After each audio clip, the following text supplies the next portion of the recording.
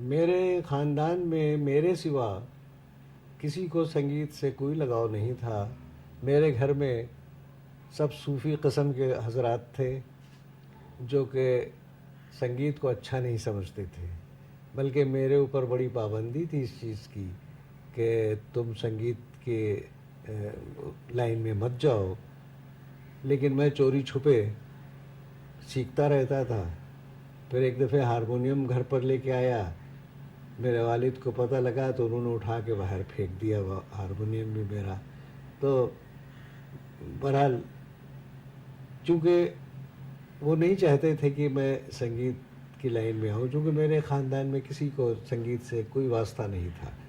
میرے استاد لکھنؤ میں تھے جن کے شاگرد ہوا تھا میں بچپن میں، یوسف علی صاحب، استاد ببن صاحب، استاد نواب لدن صاحب، یہ سب میرے استاد تھے جن سے کلاسیکل سنگیت سیکھتا تھا میں، وہ بھی چوری چھپے.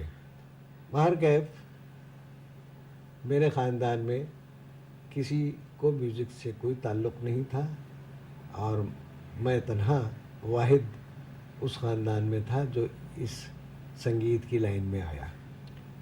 دیکھیے میں 1937 میں ایک ایسا موقع آیا کہ میرے والد صاحب نے کہا کہ بھائی دیکھو اتنا عرصہ گزر گیا لیکن تم آج تک میرے کہنے پر نہیں چلے، تم اپنی ضد پر اڑے ہوئے ہو اور وہی موسیقی، وہی گیت و سنگیت. تو آج فیصلہ کر لو کہ تمہیں گھر چاہیے یا سنگیت چاہیے.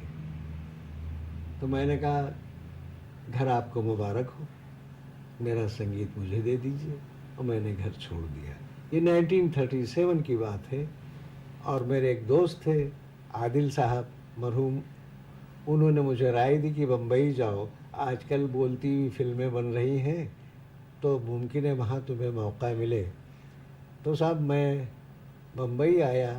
15 روپے کا ٹکٹ اس وقت ملتا تھا ٹرین کا، وہ بھی عادل صاحب نے مجھے ٹکٹ بھی دلوایا، کچھ پیسے بھی دیے، میرے بڑے محبتی تھے. تو میں بمبئی آیا، کسی کو جانتا نہیں تھا، پہچانتا نہیں تھا، اور میں صاحب فٹ پاتھ پر بھی سویا، میں بھوکا پیاسا بھی رہا. کلابہ میں ایک ڈاکٹر نامی صاحب تھے جن کے وہاں میں ٹھہرا تھا، وہ لکھنؤ سے ان کا تعلق تھا. تو وہاں سے میں کلابہ سے دادر پیدل آتا تھا اور پیدل جاتا تھا مئی جون کے مہینے میں. تو صاحب یہ ایک دن نہیں، 2 دن نہیں، مہینوں میں پیدل چلا ہوں.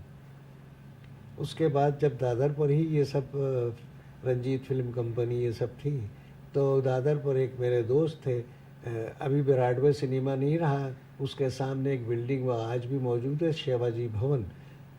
تو وہاں پر ایک صاحب کی دکان تھی، ان کا تعلق لکھنؤ سے تھا.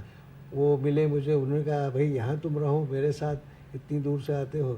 تو میں ان کے ساتھ دکان کے پیچھے سو جاتا تھا، اور گرمی ہوتی تھی تو فٹ پاتھ پہ بستر لگا لیتے تھے، اور بارش آتی تھی تو اس بلڈنگ کے سیڑھی کے نیچے جو پیسج تھا وہ اس میں بستر کھسکا لیتے تھے، اور اس زمانے کی مشہور و معروف ہیروئن ہمارے اوپر سے سیڑھی پر سے چڑھتی بھی جاتی تھی، اترتی تھی، میں نیچے پڑا رہتا تھا. اور اتفاق سے پہلی فلم میں جس میں پہلا گیت میں نے دیا تھا، سنگیت دیا تھا، پریم نہیں، کنچن فلم کا نام تھا، فلم کنچن. لیلا چٹنیس وہ ہیروئن تھی جو میرے اوپر سے جاتی آتی تھی، لیکن اس میں اس کا کوئی قصور نہیں، وہ تو جانتی نہیں تھی کہ کون پڑا ہوا ہے، اور نہ میں ان کو جانتا تھا. باہر کا ایک فٹ پاتھ پہ سوتا تھا، براڈ وے سنیما کی روشنی رات کو اندھیرے میں مجھ پر آتی تھی، اور میں دعا کرتا تھا کہ یا خدا یہ روشنی میری قسمت کا حصہ کب بنے گی. تو باہر کیف اس آگے یہ ذکر آئے گا، براڈ وے سنیما کا بہت دلچسپ ذکر ہے.